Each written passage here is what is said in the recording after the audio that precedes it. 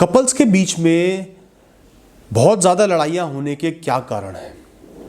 दोस्तों, मैं आपको एक कारण समझाऊंगा और अगर आप इन कारणों को समझ गए तो अपने आप लड़ाइयाँ कम हो जाएंगी।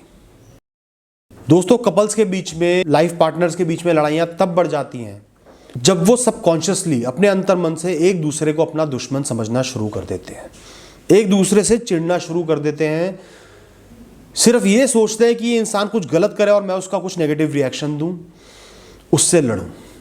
आप उनके बारे में सिर्फ गलत सोचना शुरू कर देते हो, उनको सिर्फ एक एज अ चैलेंज देखते हो और ये फीलिंग धीरे धीरे मैनिफेस्ट होती है, डेवलप होती है और ये आप दोनों के बीच के प्यार को खत्म करके लड़ाइयों को बढ़ावा देती है।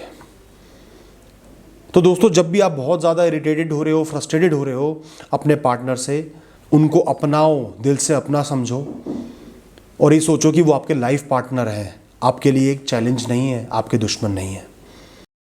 दोस्तों, दो लोग जब भी बहुत नज़दीक रहते हैं, 24 घंटे एक दूसरे के करीब हैं, नज़दीक हैं, खाली फिजिकल इंटीमेसी नहीं, इमोशनली भी एक दूसरे के करीब हैं, उतनी ज़्यादा उन दोनों के बीच में बातें होंगी, डिसएग्रीमेंट्स होंगे, क्योंकि हर इंसान अलग होता है, सबके अपने फ्लॉज होते हैं, इम्परफेक्शंस होती हैं।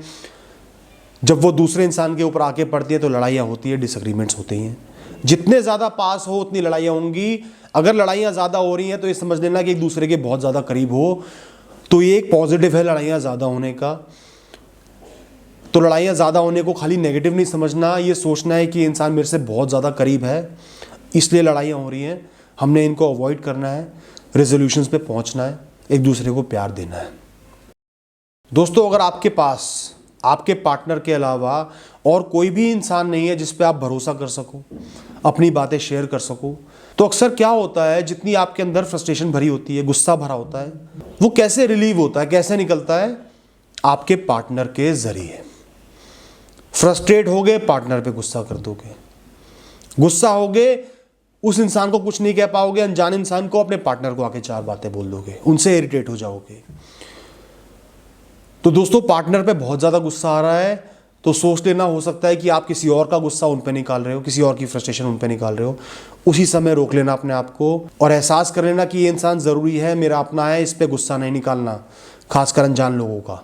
और अगर आपका पार्टनर आप पे ऐसा गुस्सा निकाल रहा है तो थोड़ा बहुत एक्सेप्ट कर लेना, क्योंकि उनके पास सिर्फ आप हो, कोई और नहीं है। दोनों को मिलकर एक मैच बनाना है, इक्विलिब्रियम बनाना है।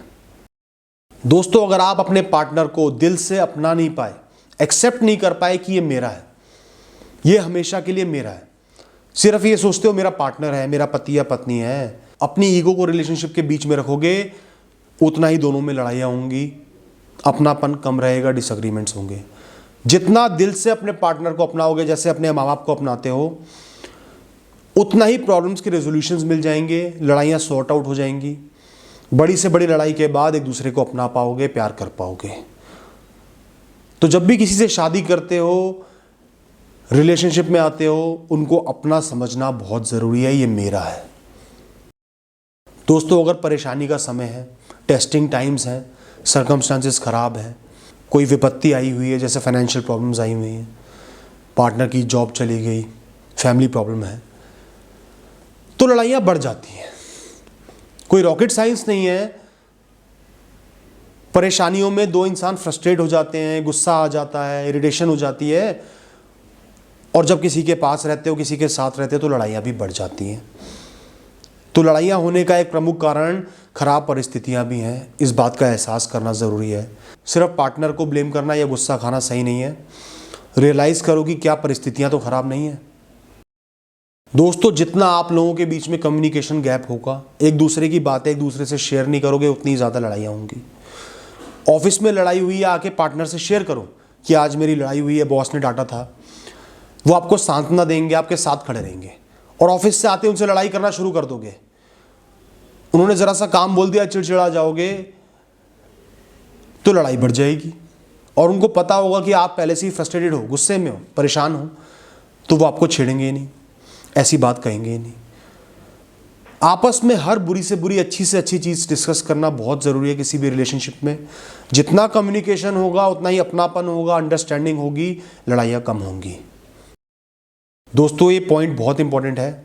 पति पत्नी के बीच में जितना ज़्यादा लोगों का इंटरफेरेंस होगा, चाहे वो आपके माँ बाप ही क्यों ना हो, उतनी ही ज़्यादा लड़ाइयाँ होंगी, डिसएग्रीमेंट्स होंगे, रिलेशनशिप में प्रॉब्लम्स होंगी। आप दोनों की सारी लड़ाइयाँ बंद कमरे के भीतर सॉर्ट आउट होनी चाहिए, जब तक कि मामला हाथ से ना निकल जाए, फिजिकल मेंटल अब्यूज़ ना होने लगे, तब तक दोनों ने बैठ के आपस में डिस्कस करके प्रॉब्लम्स को सॉर्ट आउट करना है। वो बात माँ बाप तक भी नहीं पहुँचनी चाहिए। जहाँ तीसरा इंसान आ गया वहाँ लड़ाइयाँ बढ़ जाएंगी, एक दूसरे पे भरोसा कम हो जाएगा, कम्युनिकेशन गैप भी आ जाएगा। और दोस्तों, कई बार पेरेंट्स या आपके बेस्ट फ्रेंड्स, सिबलिंग्स इतने मैच्योर नहीं होते कि वो आपको करेक्ट रेजोल्यूशन दे पाए, करेक्ट तरीका दे पाए डील करने का। और कई बार जो आपके साथ हुआ है, आप खाली वन साइडेड स्टोरी बताते हो, तो जो आपको प्यार करता है वो भड़क जाता है और आपको और भड़का देता है। आप ये नहीं बताओगे कि पार्टनर भी सही था, ये बताओगे कि मैं सही था, उसने मेरे साथ बहुत गलत किया है। एक की चार बताओगे और सलाह तो गलत मिलेगी ही ना। दोस्तों, कई बार रूटीन लाइफ के चलते, लाइफ की परेशानियों के चलते रिलेशनशिप में से रोमांस गायब हो जाता है।